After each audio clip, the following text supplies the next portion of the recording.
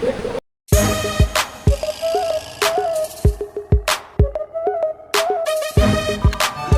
টেকনাফ থেকে ফিরে আসার রাস্তায় গোধূলির সন্ধ্যায় আপনাদের সকলকে আমাদের চ্যানেলে স্বাগতম। তো টেকনাফ থেকে যখন আমরা ফিরে আসছিলাম তখন আমাদের চাঁদের গাড়িটা হঠাৎ করে দাঁড়িয়ে যায় এই অপরূপ সুন্দর দৃশ্য দেখার জন্য। আর তাই আমরা আমাদের ফ্যামিলিকে সাথে নিয়ে আনন্দ ভোগ করতে থাকি এই বালুচরের দ্বীপের সমুদ্রের পাড়ে। এই এক অপরূপ সৌন্দর্য যা আমাদের চোখে ধরা পড়ে, আমাদের কল্পনাতেও ছিল না একটি সমুদ্র বিচের পাশে বসে এতটা মনোরম দৃশ্য আমরা দেখতে পাবো।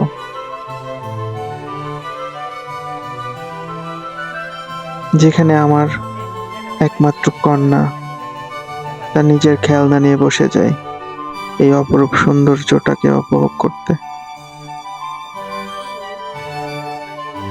এক অন্যরকম ভালো লাগা যেটা আমরা তখন উপলব্ধি করতে পেরেছি।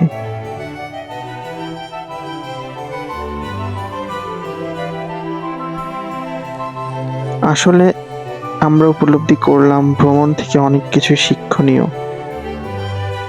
বিভিন্ন জিনিস যেমন পরিদর্শন করা যায়, ঠিক তেমনি উপভোগ করা যায় প্রকৃতির যে সৌন্দর্য লুকিয়ে আছে।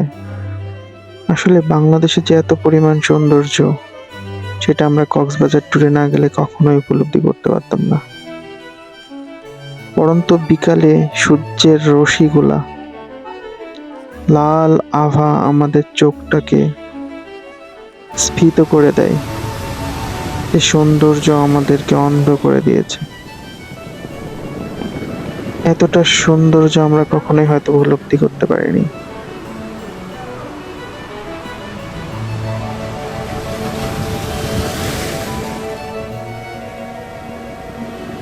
সমুদ্রের পাড়ের যে গর্জন, সমুদ্রের হাওয়া আর বাতাস আমাদেরকে বারবার বলে যাচ্ছে আমরা তাদের খুব নিকট আত্মীয়। আমরা যেন আবার ফিরে আসি সমুদ্রের পাড়ে উপভোগ করতে। আর এই রৌদ্রময় সন্ধ্যায়, গোধূলির আলোয় আমরা যে ভালোবাসা পেয়েছি সমুদ্রের কাছ থেকে, সেটা আসলে বর্ণনা করা যাবে না। আর আমাদের পিছনে যে সাম্পানগুলো দাঁড়িয়ে আছে, মাছ সমুদ্রের মাঝে শুধু মাছ ধরার জন্যই তাদেরকে তৈরি করা হয়নি, তাদের সৌন্দর্য আমাদেরকে বিমোহিত করেছে। এই ভালো লাগা আসলে অনেক দিন পর্যন্ত জীবিত থাকবে।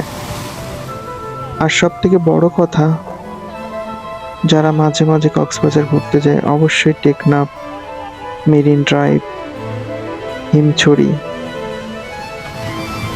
বিভিন্ন বিচ, সমুদ্রের পাড়ে বসে প্রকৃতির সৌন্দর্য উপভোগ করা উচিত।